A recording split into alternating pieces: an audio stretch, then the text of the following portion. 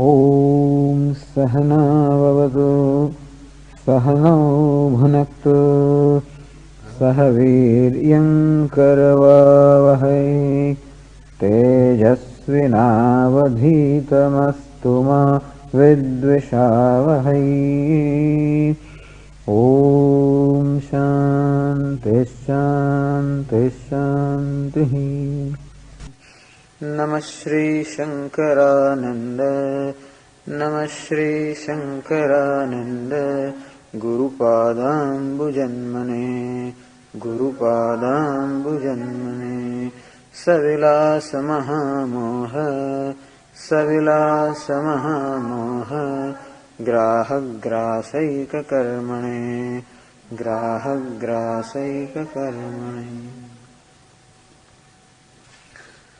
The 7 stages in case of jiva are described. First was ignorance, ajnanam. Second is veiling, avaranam. Third is projection, viksheba. Fourth is paroksha jnanam, indirect knowledge. Fifth is aparoksha jnanam, immediate or direct knowledge. Sixth is shokapagamaha, elimination of grief. And seventh is truptihi, nirankusha truptihi, attainment of fullness, attainment of total contentment. These 7 states were described and some questions were asked. Do these states belong to jiva, the individual ego, or do they belong to Brahman? The answer was given, since Brahman is free from modification, it is changeless. State means change. First state, second state, third state. That means change. Otherwise there cannot be states in something that is changeless. And so Brahman being changeless cannot have any states, and therefore these states must belong only to jiva, to the ego. Then the question was asked, but ego itself is what we call viksheba, projection of the third state. First state is ignorance, second is veiling, I do not see, I do not know, and third is I take myself to be karta, bhokta, doer, enjoyer. So what we call projection, meaning superimposing that doership, enjoyership upon the self, which is the sense of individuality or ego, is the third stage. And so this ego is not even born in the earlier 2 stages. So it is alright to say that subsequent stages belong to the ego, but how do you say that even the first 2 stages belong to the ego? Then we say that even before the ego is born in the manifest form, it is present in unmanifest state, in the form of samskaras or impressions. Meaning that effect is accepted to be present in the cause in an unmanifest state, otherwise effect cannot come out. An effect cannot be produced unless it is potentially present in the cause. Unless the ornaments are potentially there in the gold, there is no way that you can make ornaments from gold. For example, you cannot bake bread out of sand, for example, because that bread is not potentially present in sand. You can bake bread out of flour, wheat, because it is potentially present. And so also the fact that even in the third state, that ego, the sense of individuality, arises, that shows that it must be present in a potential form in the earlier states, and therefore we can say that even the earlier states also belong to the ego.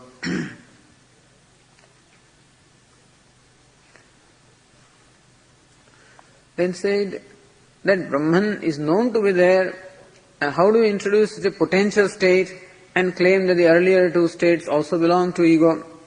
He says Brahman is always there, before and after also. So, just because Brahman is there, therefore you want to say that the earlier 2 states they belong to Brahman, then you have to say that even subsequent 5 states also belong to Brahman, and so that will make Brahman subject to modification, which is not the case, and therefore we accept that all the 7 states, beginning from ignorance right up to enlightenment, all of them belong to the jiva, the ego, the individual. Meaning the ego is ignorant. Ego alone has misconceptions about the self. He alone has the knowledge.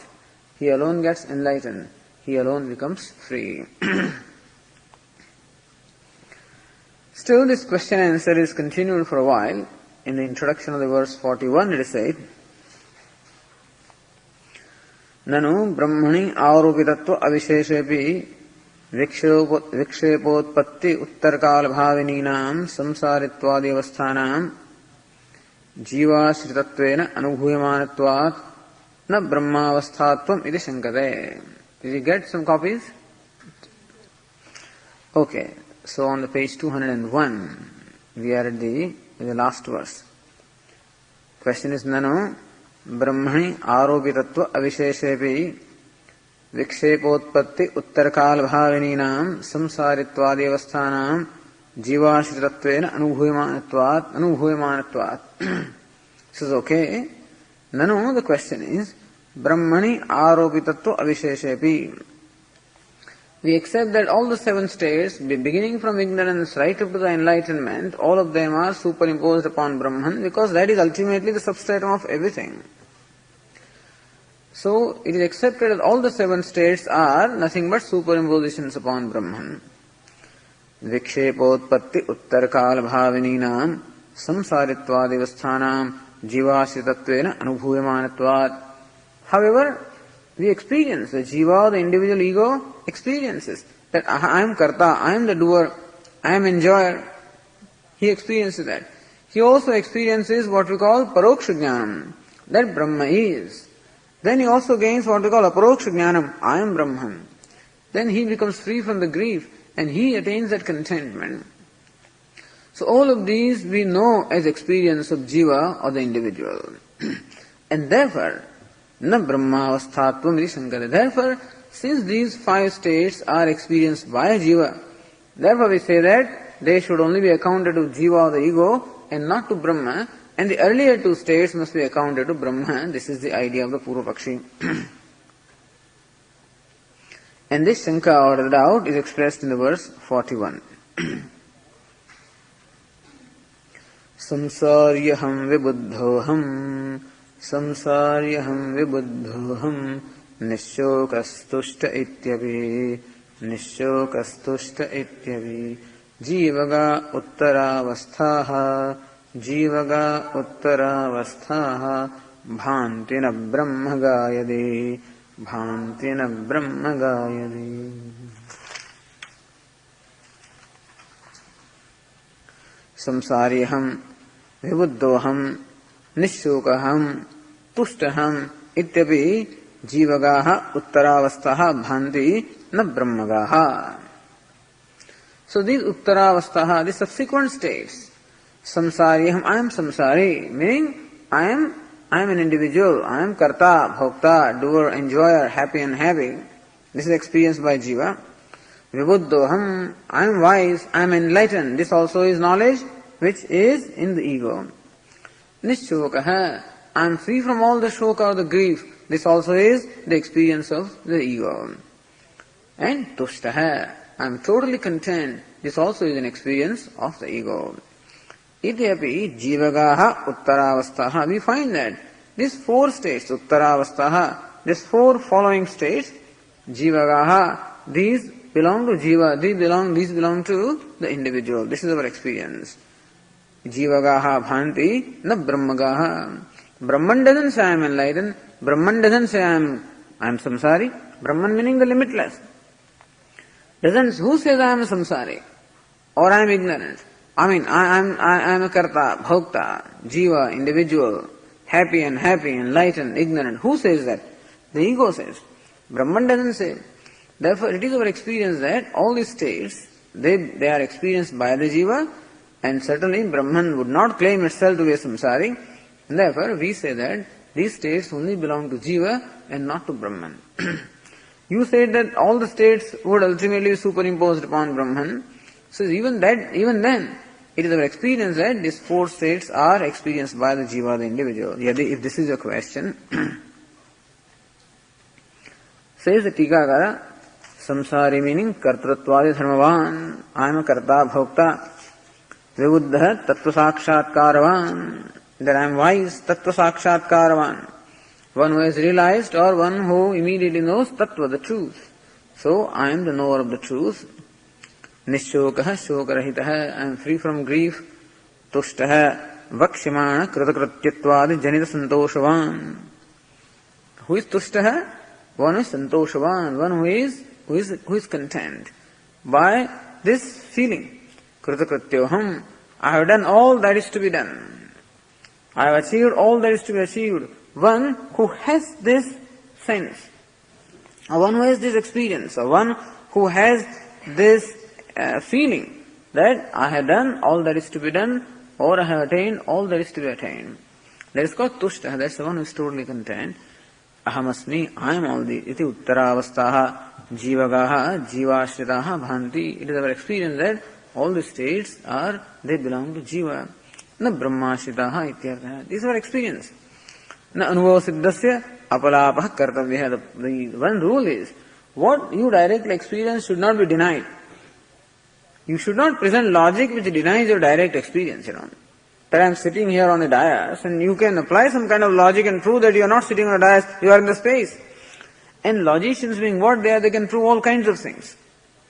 So they can prove somehow that you are in the air, Swami, you are not on the dais. Suppose you prove that by logic, then also that is not to be accepted, because what is a matter of direct experience or perception should not be denied by refuge of some kind of reasoning. And therefore, Purva Pakshi says, it is our experience that all these four states belong to the jiva, and therefore not to Brahman, and therefore we have to say that earlier states belong to Brahman. This is the idea. And then the author replies here, Evam tarhi ajnana avaranayoho api jivashritattvena anubhuyamanatvat jivavasthatvameva iti pariharti. Evam tarhi, in that case, ajnana avaranayoho api, even the first two states called ajnana and avarana, meaning ignorance and that veiling, jivashritattvena anubhuyamanatvat. We say that even the earlier two states are also anubhuyamanatvat, experienced by jiva, the individual. Jivavasthatvameva, and therefore, of those two avasthas also, we should say they also are located, they also have the locus in jiva alone. Iti pariharti, thus the reply is given here in the 42nd verse. Tarhyajnyoham brahmasattva tarhajnyoham brahmasattva bhane madrushtito nahi bhane madrushtito nahi iti purve avasthe cha iti purve avasthe cha bhasete jivage khalu bhasete jivage khalu. So if you say that those subsequent four states are experienced by the jiva or the ego and therefore they belong to jiva, we say that even the first two states are also experienced by the jiva and therefore they should also be accepted as only located in jiva. Tarhi ajnyoham. Don't we say I am ignorant? I say I am ignorant. I don't know myself. I don't know Brahman. That shows that ignorance also is a matter of my experience. Brahma sattvabhane madrushtito nahi. Madrushtitah mama anubhavena. And also I say I don't see Brahman. I don't experience Brahman. Brahman is not there. Who says? I alone say. Brahman doesn't say that I don't see Brahman. Brahman doesn't say I am ignorant also. Who says I am ignorant? The jiva alone says, ego says, individual says. And he alone says, I don't see Brahman anywhere. I say Brahman is not. And therefore, Brahma Sattva Bhane, Sattva means existence of Brahman, Bhanam meaning the manifestation or knowledge of Brahman, Madrushtito nahi, I do not experience Brahman, nor do I say Brahman is. Iti purve avasthecha, even these two earlier states also, bhasete jivage khalu. So, jivage meaning what? Residing in jiva. So, bhasete, even these two earlier states also shine in jiva alone. In short, the author has proved here that beginning from ignorance right up to enlightenment, all of these are states only of the ego or the jiva, the individual.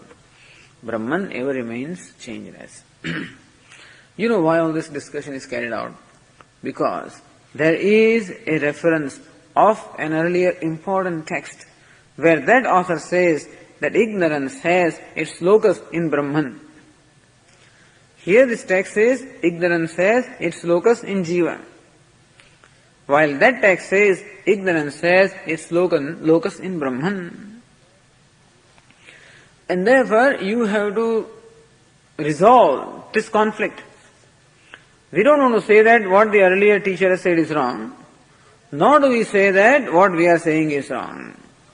Then we have to present both the standpoints. From which standpoint did the earlier teacher say that ignorance has its locus or ignorance has its ashraya in Brahman, whereas you are saying that ignorance has its ashraya in Jiva?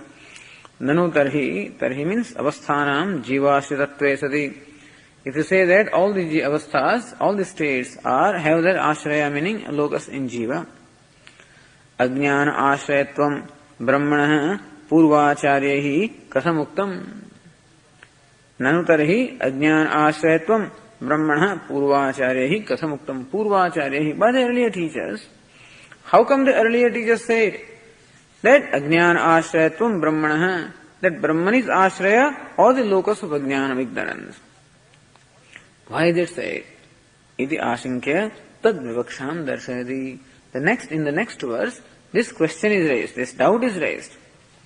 That the earlier teacher, there is a text called Sankshepa Shariraka.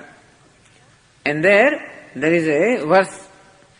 This also the kind of discussions take place in Vedanta.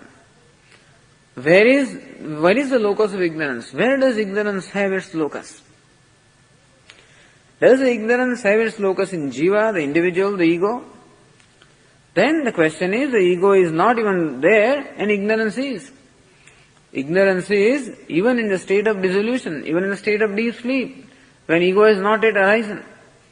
So that which is present or which exists even before the birth of ego, how can ego be the ashraya or the locus of that which exists even before its birth?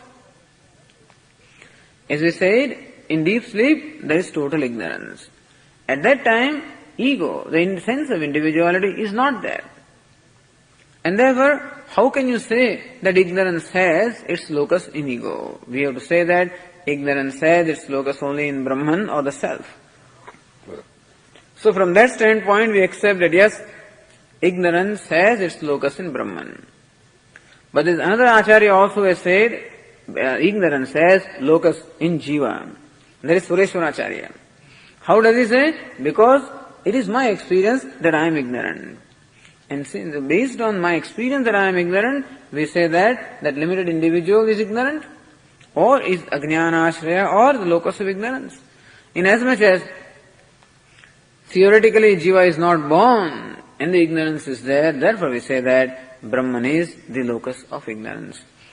Says Sankshepa Sharirika, ashrayatva vishayatva bhagini nirvikara chitireva kevala. Nirvikara chitihi. Chitihi means consciousness. Nirvikara means that which is free from vikara or modification. So consciousness or awareness that is free from any modification, changeless, which is a self, which is Brahman. Kevala, that alone is ashrayatva vishayatva bhagini. That chiti, meaning the awareness of the self alone, is ajnana ashraya, is where the ajnana of the ignorance has its locus. Just as there is in fact a piece of rope and I see the snake, then there is what we call rope ignorance. It is ignorance of the rope which is a cause for the projection of snake. And therefore, ignorance has its locus on rope. It is rope-based ignorance. And similarly also, ignorance here has its locus in the self. So self or Atma is ajnana ashraya as well as vishaya. Ignorance is because self is. At the same time, ignorance of the self. I would not be ignorant unless I were there to begin with. And I am ignorant of myself. You see, interesting thing is, ignorance is because I am. The consciousness is, the self is. And therefore, self becomes the ashraya or the support of the ignorance, the locus of ignorance. At the same time, ignorance says its vishaya or the object of ignorance also is I. I am ignorant of myself. Inasmuch as I am ignorant, therefore I am the locus of ignorance. Inasmuch as I am ignorant of myself, therefore I am object of ignorance also. You see, in the ordinary case, when I say I am ignorant of Chinese language, then I am ignorant and therefore I am the locus of ignorance. And I am ignorant of Chinese language, so Chinese language becomes the object of ignorance. You see? Normally locus of ignorance and object of ignorance are different. When I say I am ignorant of Chinese language, I am the ashraya. That's where the ignorance has its abode in me. And I am ignorant of Chinese language, therefore the object of ignorance, vishaya of ignorance is Chinese language. However, in this case I say, I don't know myself. I am ignorant of the self, meaning that I becomes the locus of ignorance as well as the object of ignorance. Locus in Sanskrit is called ashraya and object is called vishaya. So Atma is ajnana ashraya as well as ajnana vishaya. Which Atma? The changeless consciousness, that alone becomes the object as well as the abode of ignorance. Why is it so? Purva siddhatamaso hi paschima nashrayo bhavati napi gocharaha. There, that teacher argues that ignorance which is present even before the projection of jiva or the individual, that ignorance which is present even before the projection of ego, ego cannot become the ashraya of the ignorance which exists even before that, and therefore ego cannot become the ashraya, nor it becomes the vishaya. Only Atma is the vishaya. So from that standpoint it is said that Brahman or awareness is the ashraya and vishaya of ajnana. However, inasmuch as we experience that I am ignorant, therefore we say that I, the limited individual, is the ashraya of ignorance and Brahman becomes the vishaya of ignorance. Says, this is what is said in the verse 43.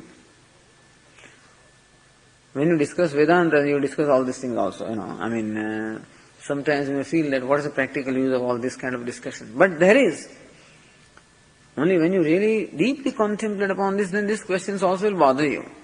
Ordinarily they may not bother you, but then these questions also at some point in time can bother you, and therefore they are all covered here. The purpose of texts such as Paṃcadaśī is to clarify all possible doubts that can arise. Now earlier teachers have already written number of works. Like there is what we call Brahma Sutra, the aphorisms of Badarayana. And Shankaracharya has written a bhashya on Brahma Sutra. And there number of doubts have been raised and answered. And still, in spite of such a extensive work, it is not possible that all possible doubts can be answered. Because subsequent doubts arise later on. And then teachers such as Vidyaranya, in works such as Paṃcadaśī, they take up all other possible doubts that can arise or that may have been raised by the students and they answer them.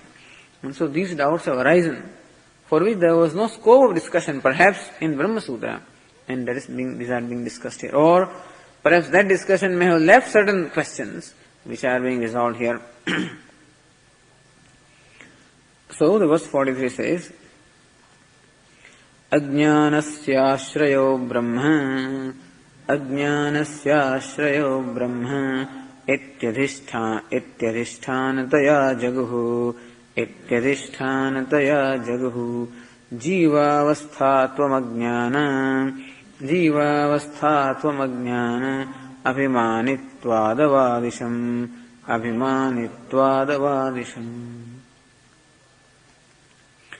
Ajnanasya ashraya Brahma iti adhisthānataya jaguhu.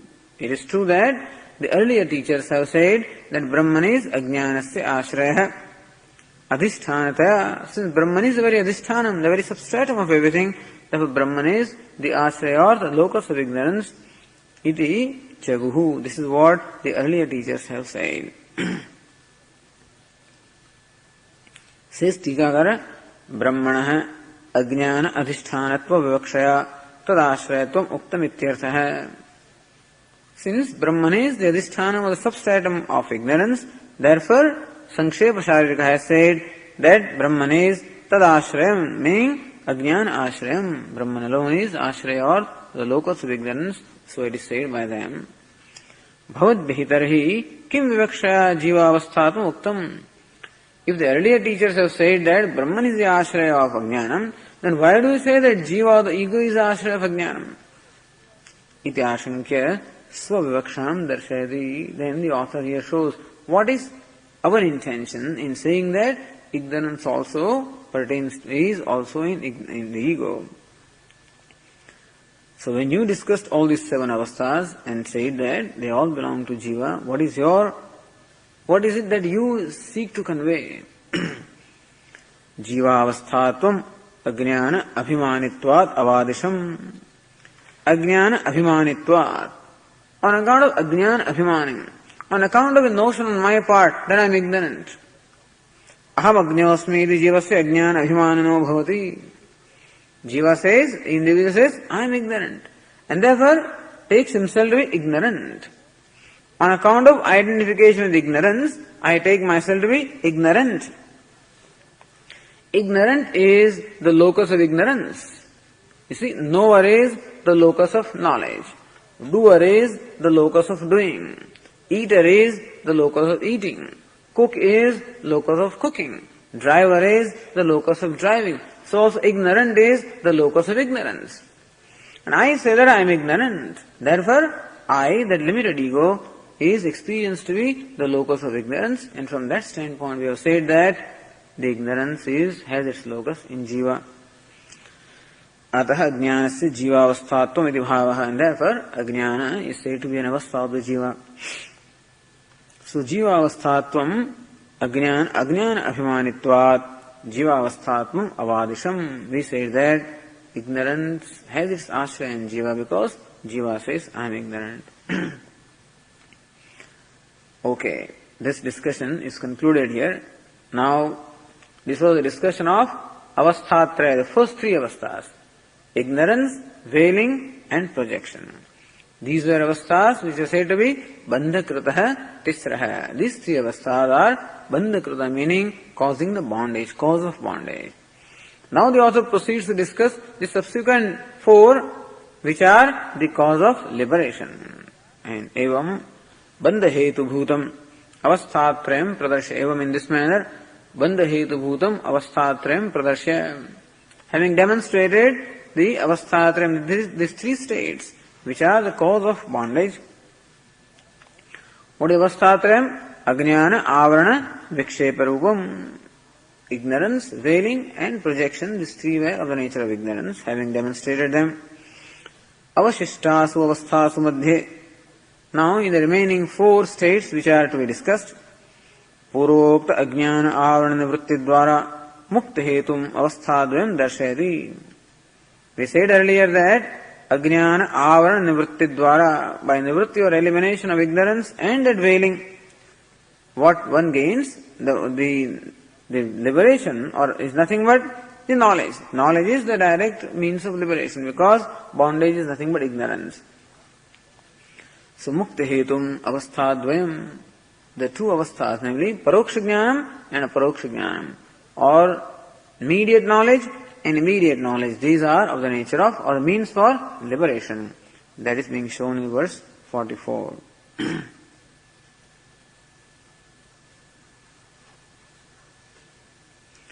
Jnanadvayena nashtesmin ajnane tatkrita vrutihi nabhati nasti chetyesha dvividhapi vinashyati. Jnanadvayena nashtesmin ajnane tatkrita avrutihi nabhati nasti chetyesha dvividhapi vinashyati. Jnanadvayena nashtesmin ajnane. Asmin ajnane jnanadvayena nashte. When his ignorance is destroyed as a result of this 2-fold knowledge. Jnanadvayena meaning of the 2-fold knowledge. Paroksha jnanam and aparoksha jnanam. By this 2-fold knowledge, when the ignorance is destroyed, tatkrita avrutihi, by elimination of ignorance, the avaranam or the veiling, which is a product of ignorance or jnanam. What is it? Nabhati nasti chaityesha dvidhapi vinashyati. This avaranam, I don't see Brahman, and therefore I say Brahman is not. These 2 kinds of avaranam or veiling, that also gets destroyed in the wake of the knowledge. So in the wake of knowledge, when ignorance is destroyed, then the effect of ignorance, which is what we call veiling, that also gets destroyed. Says the Tikakara, Parokshatva, Aparokshatva Lakshanena Jnanadvayena Avarana Karane Ajnanena Stesati Tatkrita Avrutihi Tena Ajnanena Utpaditam Nabhati Nasti Vyavahara Karanam Dvividham Api Avaranam Karana Abhavat Nasyati Iti. Parokshatva, Aparokshatva Lakshanena Jnanadvayena.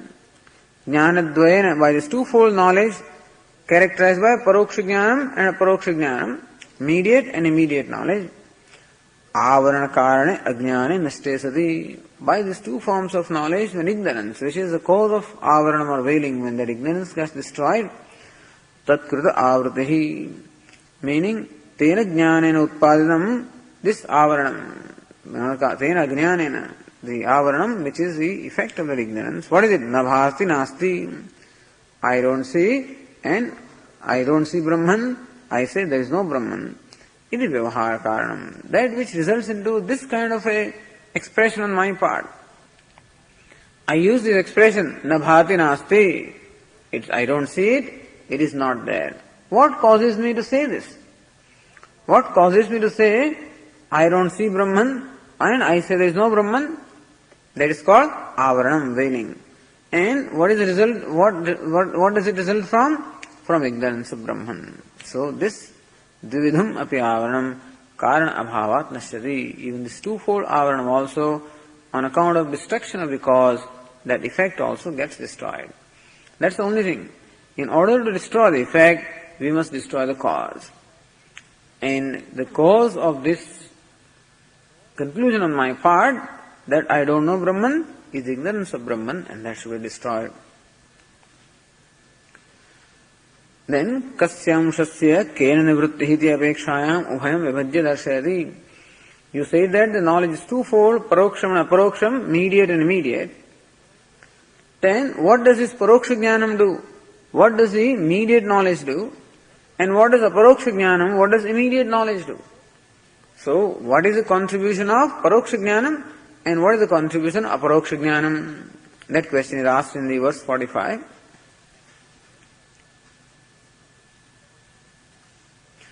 Paroksha jnanato nasyed, paroksha jnanato nasyed, asatva vritti hetuta, asatva vritti hetuta, aparoksha jnanasya, aparoksha jnanasya, shabhana vritti hetuta, shabhana vritti hetuta.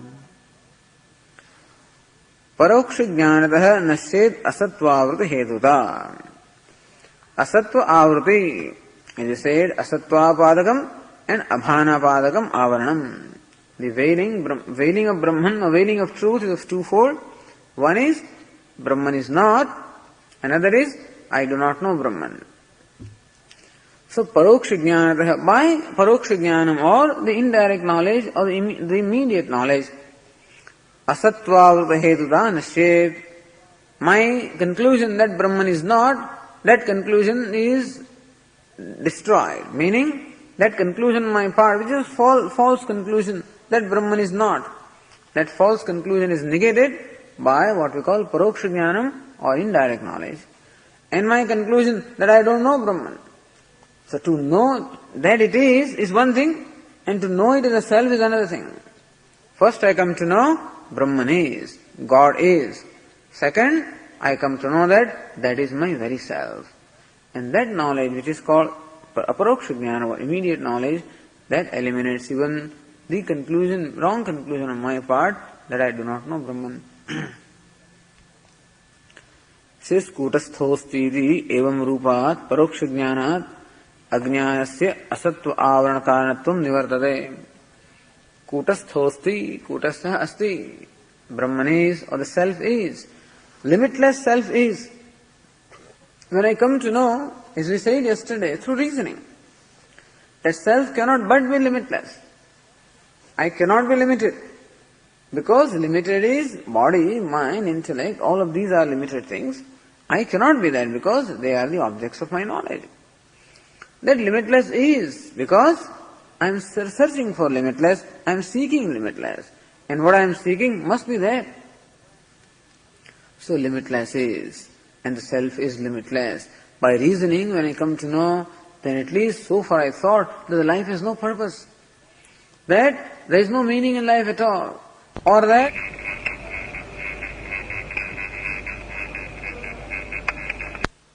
I come to know, no, I am not limited, limitless I am, and that life has a purpose, and that purpose is to gain this knowledge. Then at least there is a tremendous relief on my part, a tremendous relief from confusion, etc. And now the course of my life is set, that what I understand indirectly or intellectually is something that I have to know directly or immediately. So real content or satisfaction will not come until I discover myself to be limitless. But the confusion that there was in my life, what for is this life and what am I doing, what am I here for? At least that confusion goes away. There is a clarity in my life that yes, I am here for this knowledge. Thus when one discerns the problem with that reasoning, at least all the earlier confusion goes away. And then the ground is set for the pursuit of immediate knowledge. So kutastha asti iti evam rupat paroksha jnanat ajnanasya asatva avarakaratvam nivartate. So that aspect, that Brahman is not, that is eliminated by paroksha jnana, kutasthosmi, and then when I discover that limitless I am, or that limitless which is the substrate of the whole universe, that I am, iti aparoksha jnana. I am not the self of this limited individuality, I am the self of all. So when I discover the self to be the self of all, then my knowledge, my conclusion so far that I don't know myself or I don't know the limitless, that also goes away. And thus, paroksha jnanam eliminates asatva padakam avaranam, and aparoksha jnanam eliminates the abhana padakam avaranam. This is Hadi. So both paroksha and aparoksha, both of them have their use. In fact, even in intellectual understanding also, to understand that Jagat is mithya, even to understand intellectually that everything in the creation is mithya, mithya meaning inexplicable, not real, that itself is a great relief. To know that my problem is not real, which is nice to know, that my problem or the problem of suffering is not real. Even then suffering continues, this is the thing. That after I am exposed to the teaching and I realize that the world is mithya, meaning the duality is mithya or unreal, the division between myself and the world is unreal, and therefore that fear which I have and the sense of isolation and limitation that I experience is also unreal. When I see this fact, even intellectually, then also there is a great relief on my part. They're all right. Thank God that there is no cause for the grief. Ashocyan anvashochastvam. That's the first thing the Lord Krishna told Arjuna. Hey Arjuna, you are grieving for no reason at all, because there is nothing to be grieved for. You will understand that all right, there is no need for grief. That the grief, there is no real cause for the grief. And the grief and suffering arises only because of ignorance and because of the misconception that the ignorance causes. Then there is a tremendous relief. Even all kinds of grief, even the grief arising from all kinds of childhood experiences, etc., which is really which causes so much suffering. Even there also, the one who suffered is not I. The one that suffered was the body, or that mind, or that individuality, personality. I am not the personality, I am the person. And once I learn to disassociate myself, the person, from the personality, then whatever happened to the personality, or whatever happens to the personality, doesn't happen to the person. And that's the only way to become free from the suffering of the personality. There is no other way. Regardless of what kind of methods we employ, it will never happen that the personality becomes free from grief of one kind or the other. It is true that these certain methods will help us to settle account to the past and to be able to deal with it. That's required. But that will only create the ground for different kinds of suffering. All right, that I am free from that kind of stuff now, and something else bothers me. So as long as I take myself to be the personality, so long there is no way that I can become free from grief. Maybe the intensity of grief would be different, or the kind of grief would be different, but grief would remain. And when I understand that all the problems belong to personality and not to person, all the problems belong to the role and not to the actor. As long as the actor is identified with the role, so long the problems of the role belong to the actor. Then I discover, even I have an inkling, an insight that I am an actor, not the role. These are all the roles. That the father, mother, teacher, student, everything is a role. And every role is going to have problem. There is no role in the world which is without some kind of problems. As Swami is very fond of saying, that there is no drama or there is no movie without plots. Otherwise, what's the fun in a movie or a drama? So suppose there is an ideal, there is a man, who is beautiful, who is handsome and who is young and who always was a gold medalist in the university education. He is the very best education, he is the very best job. He is the best house, best reputation, everything. And his wife also, equally beautiful and also highly educated and in every way the very best. No problem at all. And they have a son who is also beautiful, handsome. And also goes to school. And also all gold medalists. And in athletic events also, everywhere he is number one. He also PhD. He also is the very best job, the best reputation. Then his wife, like this if you keep on describing, how long will you be able to listen to this stuff? Or suppose there's a movie which shows this kind of thing. How long will you watch? You get bored, You want something to happen. You want some plots. You want some drama. Otherwise there's no spice in the life, Even happiness also becomes very bland, or unexciting. And so, wherever there is a role, there is going to be a plot. Wherever there is plot, there will be something. If you want to see the plot, you must see Indian movies. You must watch Indian movies if you want to see the plot. I can tell you without watching a movie that certain minimum elements will be there in every movie. Without watching any movie, you can say. Some fight will be there, some fellow will fall down, some fellow will run away. And some of these things you can always imagine will take place. There will be one person with two contenders and so on and so on. Some of these things are very common. And if this is not there, then there is no fun in watching the movie. And so wherever role is, there are going to be plots. And similarly also, there is a role to be performed here, that I happen to be a teacher, or a father, or a mother, or whatever, or so many things. And each one of the roles is going to have problem. There is no role. Even when Lord takes incarnation in Lord Rama, every moment there was a problem. Because every moment you decide, as a son, there are problems. As husband, there are problems. As brother, there are problems. As friend, there are problems. As enemy, there are problems. As king, there were problems. You have to see this Ramayana to see how even the Lord is not free from any problems at all. Because every role is there also. He was a king of Ayodhya.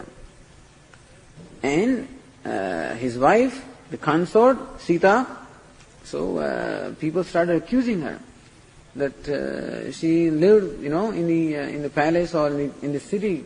She was in fact kidnapped by Ravana, by the demon, and then held in prison for 10 months.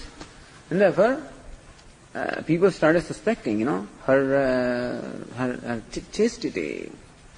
And that's all. People have something to talk about. And therefore, even Sita also became unacceptable to the public.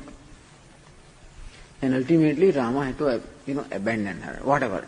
What I'm saying is, even as a husband he had problem, as king also had problem. But there is no role in the world where the problem is not. No role. There is no one who is born as yet without problems. And therefore, as long as the role is, so long the problem is. When the personality is, the situations are, the roles are, there are always some code of conduct, and there are always going to be problems. Choices to be made, decisions to be made. So no one can ever expect to become free from problems, as long as one is identified with the role or the personality. One has to learn to discriminate between the role and the one who plays the role.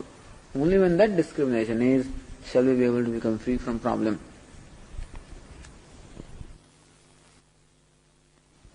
Right? At least enables me to see this fact, that problems belong to the role. Problems belong to the situations and not to me. It's up to me to superimpose a role upon the I and superimpose the problems or role upon I. But if I don't do that, I ever remain free. So this itself gives me a great relief. Thank God, I have no problem. Next moment I may find myself grieving again and all this knowledge, wisdom may go away. What happens is some impulse or emotion may take over me and this wisdom may be shifted in the background, relegated in the background. I may recover. No, this is a problem that belongs to the personality, to the role, not to me. And thus even the paroksha jnana, or that indirect knowledge, the immediate knowledge, also gives us a great relief in the life. And ultimately, the grief is totally eliminated when that knowledge becomes aparoksham. So, paroksha jnanam also is very important. To know that world is mithya, problems are mithya, everything is mithya, not real, it's nice to know. At least the moment I see this fact, I am happy. Why do we feel so happy in the class anyway? Because we see this mithyatvam of the problem. We see the mithyatvam of the samsara. And every time we see some notion is clarified, cleared up, and I experience that freedom. So freedom is something that grows, because I am nothing, this ego is nothing but a bunch of notions. As the notions drop off in light of understanding, I become more and more free. Ultimately, when all the notions drop off, then I become totally free. And therefore, the freedom is process of growth. We keep on gaining freedom as we go along. And ultimately, the last stroke will be when I really come to know my true nature. Then there is no residue at all. And this is what is said here about the result of this knowledge. Idanim jnanasya phalarupa avastha-dvaye prathama-avastham aha. This aparoksha jnana, or immediate knowledge, as we said, has two effects. One is elimination of all the grief, and second is the giving rise of total contentment.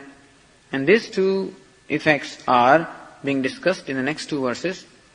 Verse 46 shows how there is a total elimination of grief. Says here, Abhana varane nashte, Abhana varane nashte, Jivatvaropa sankshayat, Jivatvaropa sankshayat, Kartrutvadyakhilashyokah, Kartrutvadyakhilashyokah, Samsarakyo nivartade, Samsarakyo nivartade. Abhana avarane nashte. Abhana avarane nashte. Abhana meaning that I do not know Brahman, I do not know myself. When that abhanam, that lack of knowledge, nashte, when that lack of knowledge is destroyed in the wake of knowledge, bhrantya pratimanasya jivatvasyavi nivritatvat. When I know my true nature as free, as complete, ever free, then all the notions I so far entertain about myself that I am bound, I am a doer, I am an enjoyer, all of those notions go away. All those notions which arose on account of identification with the role, on account of identification with the personality. All the changes, all the ignorance, all the limitation, all the mortality, everything is in personality. On account of identifying with the personality, I took myself to be mortal, to be ignorant, to be limited. And when I see the true nature of myself as free, as limitless, then all the notions that were born on account of identification with the personality, all those notions drop off. Bhrantya pratiyamanasya jivatvasyavi nivritatvat. The jivatvam meaning the sense of limitation, which appeared, or which appeared on account of bhranti or projection. Tannimittakaha kartatvaya lakshanaha samsarakyah shokah sarvopi nivartate ityarthaha. And then all the shoka, all the grief that arose on account of taking myself to be a limited being. There is a tremendous, you see, even for the people who are happy, even though by a normal standard a person can be called happy, that the person has everything going for him or her, whatever one can ask for. Family life is also fine, house also is beautiful, job also, whatever, everything is nice. And so by all accepted standards, the person is happy. Even then, as long as that person is ignorant, so long there is going to be silent suffering. That sense of inadequacy will always remain, and you will always find yourself some discomfort at the back of the mind will always remain, even though every material available thing is with us. And that discomfort or that silent grief will only go when I discover the true nature of myself. So, tannimittakaha, jivatvanimittakaha, kartrutvadi, kartrutva, bhoktrutva, mantrutva, all of these. I am a doer, I am an enjoyer, I am a thinker, I am a seer, I am an experiencer, I am a cook, whatever I am. All of these, samsarakya shokaha, all that grief which goes by the name samsara, sarvopa nivardate, all that grief, all that suffering goes away. In the wake of the knowledge of my true self, which is ever free, ever unconnected, ever changeless, ever uncontaminated. Not only that, evam shokapagama rupam avastham pradarshya, in this manner, having demonstrated this avastha of the nature of shokapagama, meaning of elimination of grief. Nirankusha trupti lakshanam dvitiyam darshayati. Now, in the next verse, the author shows the second stage of the nature of nirankusha truptihi, or attainment of boundless contentment or boundless joy. That is called nirankusha truptihi. That's the second stage that is being shown in verse 47. Nivrutte sarva samsare, nivrutte sarva samsare, nityamuktatva bhasanad, nityamuktatva bhasanad, nirankusha bhavet truptihi, nirankusha bhavet truptihi, punashoka samudbhavad, punashoka samudbhavad. Nivrutte sarva samsare, when samsara, meaning all the suffering, all this life of limitation, nivrutte, when it is completely resolved, completely eliminated, nitya muktatva bhasanat, and when I discover myself as nitya mukta, ever free, nirankusha bhavet truptihi, then truptihi, the total contentment is nirankusha, free from any limitation or free from any unconditional satisfaction I gain. We discussed that 2 days ago, how the satisfaction we gain from worldly experiences is always conditional. I get satisfaction from something if that something satisfies my likes and dislikes. And if at that time I am in a mood to enjoy that thing, then a limited satisfaction can be obtained from some experience, but that depends upon the object being conducive. That also requires my mind to be in mood. It requires the presence of so many conditions. And the moment those conditions are disturbed, that happiness also gets disturbed. And so the happiness or satisfaction that we gain from our day-to-day experience is what we call conditional happiness. Wise man, on the other hand, on account of knowing the self is ever free, gains what we call unconditional happiness. Why is he happy? Is he happy because of a certain condition? That today's sun is shining, therefore he is happy? Or the temperature is 70 degrees, comfortable, therefore is he happy? Or that he had a square meal, therefore is he happy? No. There is no reason that can be assigned to his happiness. Whether things are or are not, whether conducive or not conducive, agreeable or disagreeable, in any situation that person remains happy. Dukkheshu anudvignamanaha, sukheshu vigadaspruhaha, vitaraga bhayakrodha, sthitadhir munhi uchyade. Having free from raga, bhaya and krodha. Raga, there is no need for any attachment. There is no attachment and no aversion, no fear and no anger, no frustration. The enlightened person becomes free from frustration, never gets frustrated, never gets disappointed. Because there is no expectation, no raga, no expectation from anything. But everything is perfect as it is. I am perfect as I am, and the world is perfect as it is, and therefore no requirement or expectation of any kind. This is what the wisdom does. Wisdom enables me to perceive that beauty and perfection everywhere.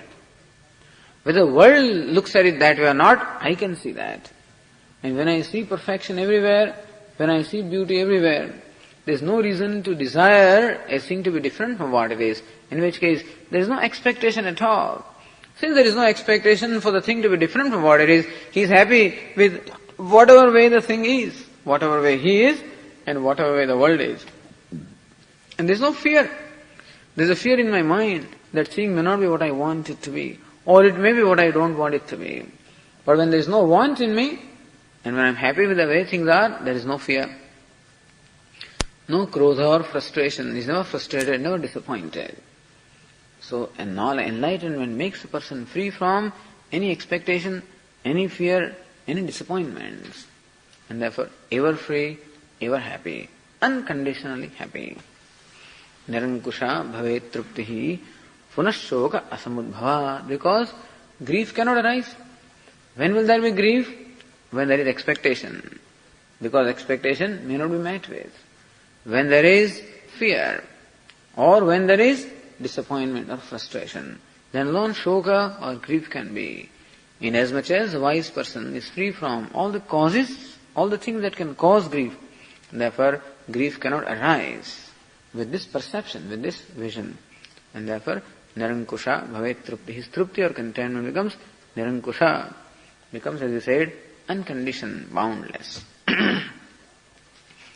That's the result of the aparoksha jnanam, immediate knowledge.